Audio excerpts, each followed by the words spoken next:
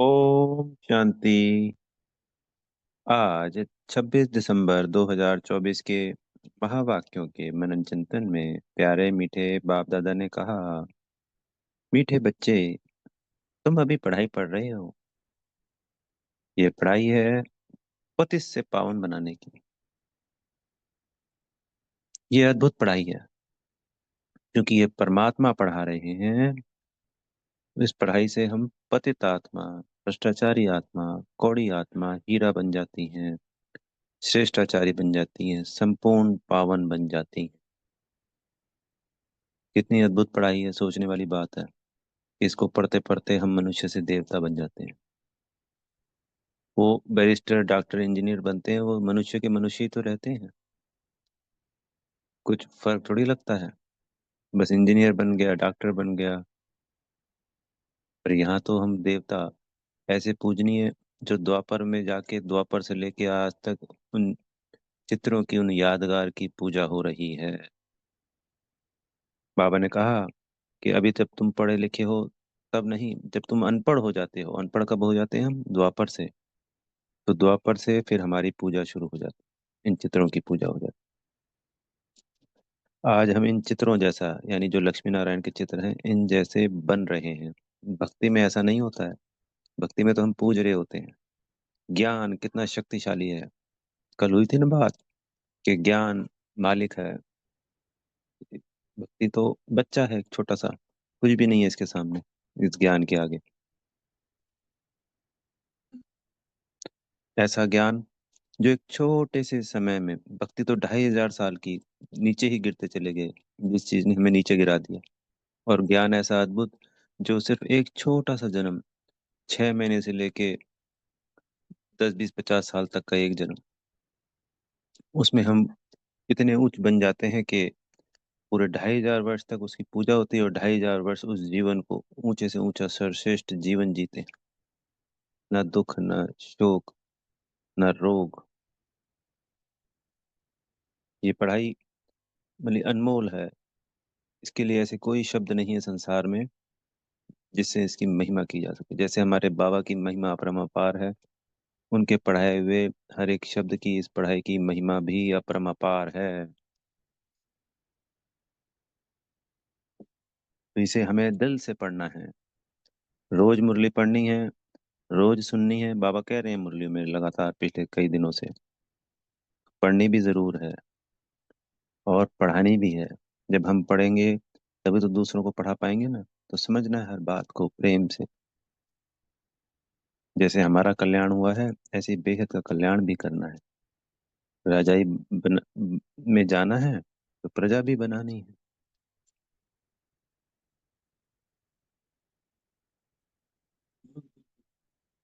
आज के प्रश्न उत्तर में, दुनिया में ऐसा कौन सा ज्ञान होते हुए भी अज्ञान का अंधियारा है? तो साइंस की, टेक्नोलॉजी का पूरा ज्ञान है। वो कुछ ना कुछ नया इन्वेंशन करते रहना चाहते हैं। मून पे भी चले जाते हैं। नहीं, कोई एलियन की दुनिया भी ढूंढने में लगे हुए हैं। मुरली में ऐसा नहीं है एलियन की दुनिया। मुरली में तो सिर्फ मून वाली बात कही गई है कि मून तक जाते हैं। पर विनाश के लिए नए नए आविष्कारी करते रहते हैं, नए नए बॉम्ब्स बनाते रहते हैं, उनका ट्रायल भी करते रहते हैं। जब पहला बम बना था, जो जापान पे गिरा गया था, उससे तो एक एक शहर ही खत्म हुआ था। पर आज के बम तो उससे भी कई हजार गुना शक्तिशाली हैं।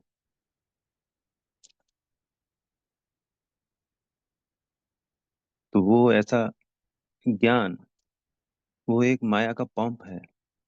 वो एक गहरे अंधेरे की तरफ लेता जा रहा है। क्योंकि हर एक बुराई का, कहते हैं ना, जब घड़ा भरता है तो वही तो फटता है। तो वो घोर अंधियारा ही आगे एक नई रोशनी, एक सोजरा लाएगा। जब रात अंधियारी हो जाती है, बहुत ज्यादा घनेरी हो जाती है, तो उसी के बाद तो दिन का उजाला होता है। तो उधर साथ साथ उस अज्ञान से विनाश का कार्य, और इधर बाबा के ज्ञान से स्थापना का कार्य, दोनों साथ साथ चल रहे हैं। कितनी अद्भुत बात है। 1936 में बाबा आए, और उसके बाद ही वो विनाश का जो सबसे बड़ा बम था, पहला बम, 1938-39 में बनाना शुरू किया। और 42-43 में जब भी गिरा गया जापान पे, 44 में, तब वो उसको यूज किया गया। तो स्थापना अभी चल रही थी, उधर शुरुआत हुई थी, और उधर उन्हीं विनाशक वस्तुओं का भी इन्वेंशन हो चुका था साथ साथ।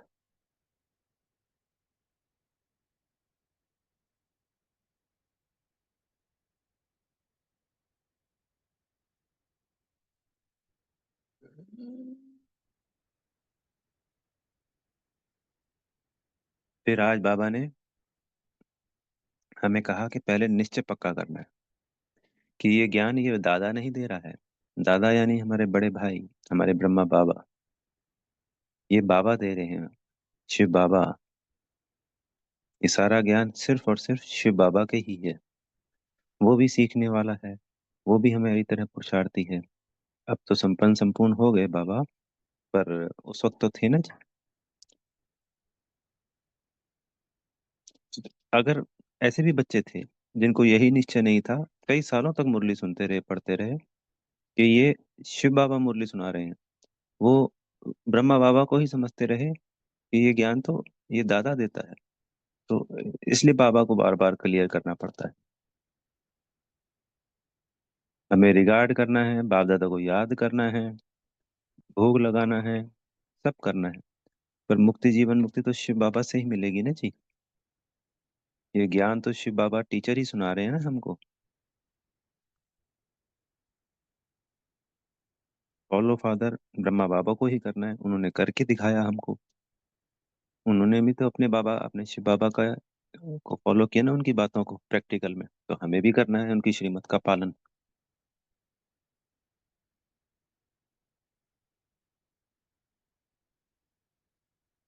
तो इस निश्चय को हमेशा पक्का करके चलें। फिर बाबा ने आज बताया, ये ज्ञान सर्व शास्त्र शिरोमणि गीता है। कह सकते हैं कि सबकी माँ है। जितने भी शास्त्र हैं, भारत के जो शास्त्र बने, जितने भी ग्रंथ वगैरह, वेद शास्त्र, पुराण, और दूसरे धर्मों का भी जो शास्त्र है, उनका भी यही माँ है। हर धर्म का अपना एक शास्त्र होता है। जो राइट है वो एक होता है, और जो रॉन्ग है वो अनेक होते हैं। इसलिए भक्ति क्या है? रॉन्ग। उस रॉन्ग में कितनी अनेकों ने किताबें, कितने अनेकों ने शास्त्र बना दिए। तो झूठ अनेक होते हैं ना जी, और सत्य एक।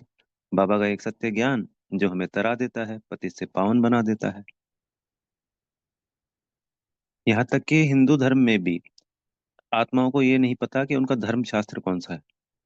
वहां पे उनको पता है क्राइस्ट ने धर्म स्थापन किया, 2000 साल का है। यहाँ कुछ नहीं पता, क्योंकि हिंदू ही रॉन्ग है। भारत का नाम जो एक्चुअल भारत था, उसको इंडिया और हिंदुस्तान कर दिया है।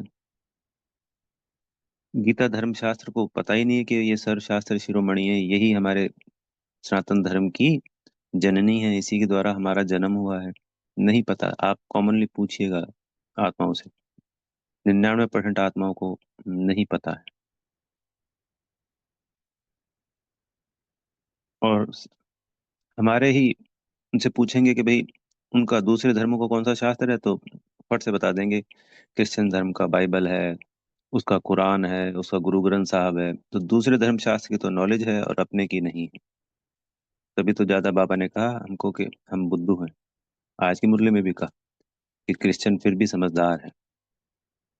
हमने एक लाखों वर्ष का कल्प कह दिया, तबकि उनको तो क्लियर है कि 2000 वर्ष पहले क्राइस्ट आया था, और 3000 वर्ष पहले पैराडाइज था। उस पैराडाइज में वो लोग नहीं थे, न इस्लामी थे न बौद्धी थे। सिर्फ हम देवी देवता ही थे। क्योंकि अभी बाबा ने कल परसों की मुरली में कहा था ना कि हम शिव परमात्मा की डायरेक्ट संतान हैं। इसमें बहुत गहरी बात होगी, क्योंकि हम कहते हैं कि भाई सारे ही संसार की आत्माएं उनके बच्चे हैं। पर हमने पुरुषोत्तम संगम युग पे पहचाना, जाना परमात्मा को, उनसे पढ़ाई पढ़ी, उनसे मुक्ति, जीवन मुक्ति का डायरेक्ट वर्षा लिया। तो हम उनकी डायरेक्ट संतान हो गए। और वो आते भी द्वापर कलयुग में। बाबा की दुनिया कौन सी है? सिर्फ सतयुग। त्रेता भी बना दिया, पर है तो सतयुग ही नहीं, नई दुनिया। सतयुग त्रेता बाबा के हो गए। द्वापर कलयुग किसका है? रावण माया का है। तो वो आते ही रावण माया के युग में। संतान वो भी हैं पर डायरेक्ट संतान सिर्फ हम ही।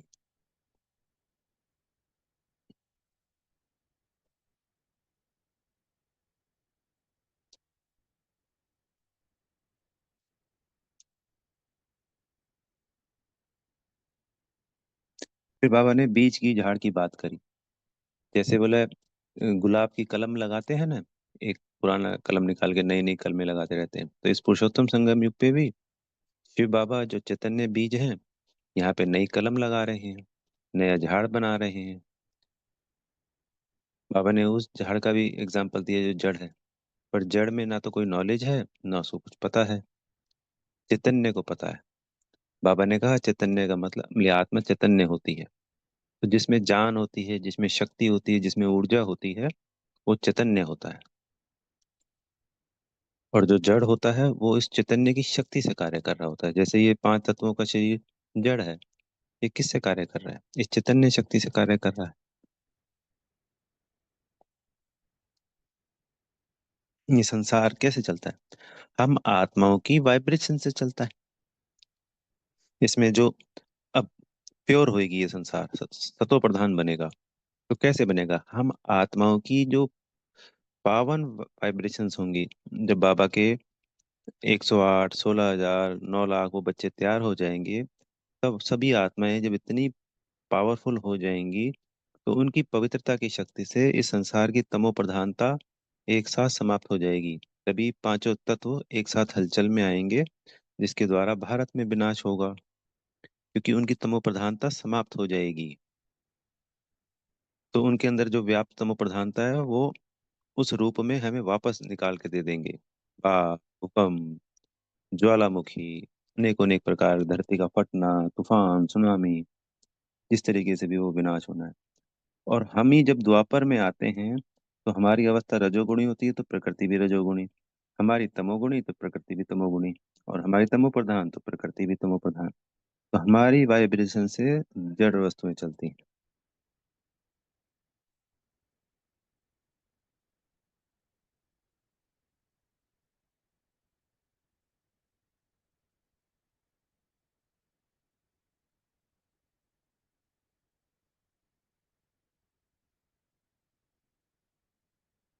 फिर बाबा ने कहा, गीता में साफ साफ लिखा हुआ है कि काम महाशत्रु है। यही समय बाबा ने जब गीता का ज्ञान हमें देते हैं, काम महाशत्रु की बात करते हैं, तो वही बात उस गीता में कही गई है, पर कभी किसी ने पालन नहीं किया। ये पहला यहाँ पे होता है कि हम प्रवृत्ति मार्ग में रहते हुए पवित्रता को धारण करते हैं। द्वापर कलयुग में संन्यास धर्म था, पर वो निवृत्ति मार्ग था, वो घर बार छोड़ देते हैं। और हम घर बार में रहते हुए सतयुग त्रेता में तो रहते ही रहते हैं, पर पुरुषोत्तम संगम युग पे इस तमो प्रधान दुनिया में रहते हुए भी हम प्रवृत्ति मार्ग को अपनाते हैं।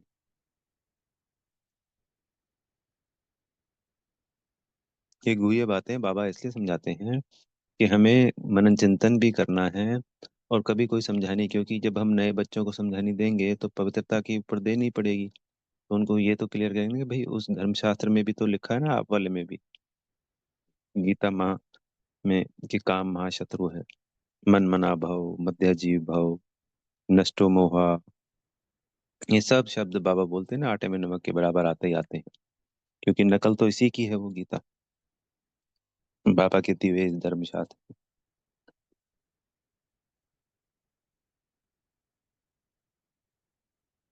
तो इस ज्ञान को हमें अच्छी रीति धारण करना है। बाबा की श्रीमत को पालन करके हमें माया जीत, जगत जीत, प्रकृति जीत, यहीं पे तो बनना है ना अभी। फिर बाबा ने आज हमें वरदान दिया, अपनी पोजीशन की स्मृति द्वारा माया पर विजय प्राप्त करने वाले निरंतर योगी भव। तो जैसे स्थूल पोजीशन होती है ना, मैं मंत्री हूँ, मैं आईएएस अफसर हूँ, मैं पुलिस कमिश्नर हूँ, मैं डॉक्टर हूँ, पोजीशन है ना। तो ऐसे ही हमारी पोजीशन है मास्टर सर्वशक्तिवान, हमें इसको भूलना नहीं होता है। जब हम आत्मा की स्थिति का अभ्यास करेंगे, आत्मिक स्थिति में स्थित होंगे, तो हमें ये स्वतः याद रहने लगेगा कि मैं तो मास्टर सर्वशक्तिवान हूँ। तो ये जो स्मृति रहेगी वो हमेशा माया पर जीत पहनाने के लिए पर्याप्त है। हम उससे फिर अपनी आत्मिक स्थिति से, इस मास्टर सर्वशक्तिवान की स्थिति से निरंतर योगी भी रह सकते हैं।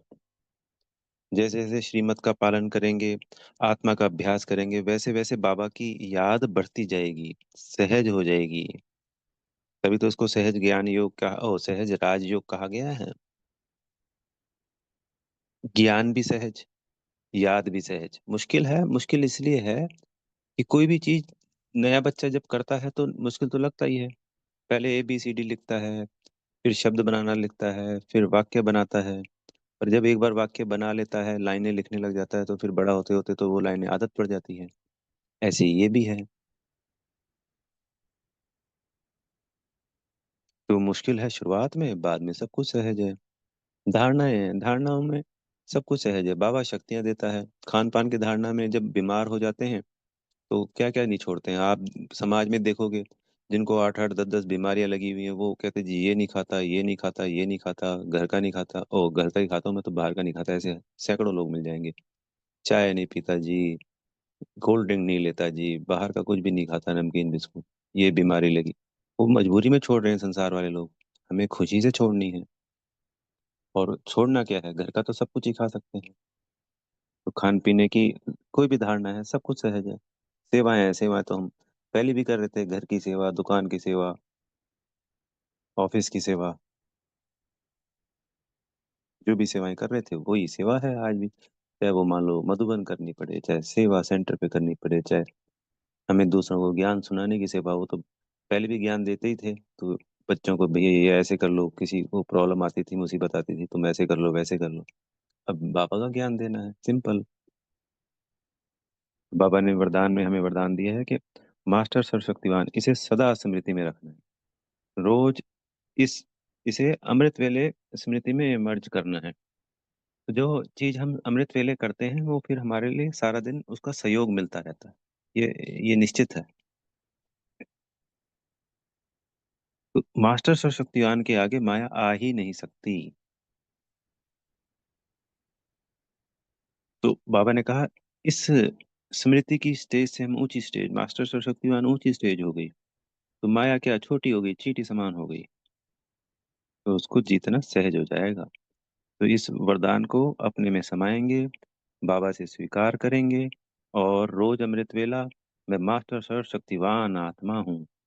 तो आत्मा का अभ्यास पक्का करेंगे और मास्टर सर्वशक्तिवान को स्मृति में रोज लाएंगे।